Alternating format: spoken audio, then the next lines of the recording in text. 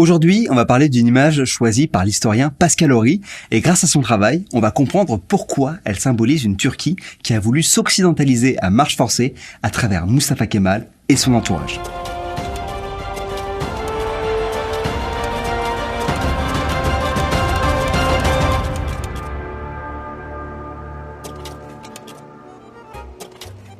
C'est une image sale, floue et pleine de grains. On pourrait croire que c'est une image volée quand on examine le cadrage, d'autant plus qu'on n'en connaît même pas l'auteur.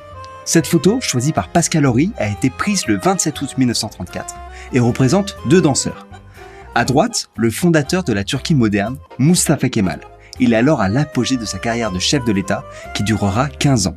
Et 3 mois après cette photographie, il se voit même conférer le titre d'Atatürk, père des Turcs, par l'Assemblée nationale turque.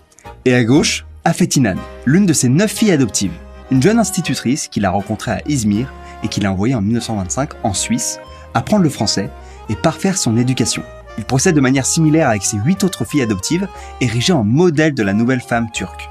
L'une d'entre elles, Sabiha Gökçen, deviendra même la première femme pilote de chasse. Dès que Kemal devient chef de l'État, il impose dans les réceptions officielles le smoking aux hommes, la robe de soirée aux femmes et le tango pour tout le monde. L'année où Mustafa Kemal danse le tango avec Afet İnan, les radios turques reçoivent l'ordre de ne plus rien diffuser d'autre que des musiques occidentales. Ce que nous fait remarquer Pascal Horry, c'est que ce n'est pas un simple caprice de dictateur, mais l'une des décisions qu'il prend comme disciple du mouvement Jeune Turc pour occidentaliser à marche forcée l'ancien empire ottoman. Il a pris de nombreuses autres décisions, comme l'imposition de l'alphabet et du calendrier latin, l'instauration officielle de la laïcité, ou encore l'interdiction du voile dans l'espace public. Quant à Afet, elle devient professeure à l'université d'Ankara, la capitale de la nouvelle nation. Elle est entre autres l'auteure de 2 études qui disent tout, l'une sur les caractères anthropologiques des populations de la Turquie et l'autre sur l'émancipation de la femme turque. Pour Pascal Horry, il y a 2 catégories d'images sous le regard de l'historien. Certaines sont d'emblée revêtues par la société d'une fonction, indexée sur leur efficacité supposée. Fonction religieuse ou artistique, politique ou économique, ce sont des icônes. Mais les autres images n'ont a priori dans leur affichage aucune de ces qualités-là.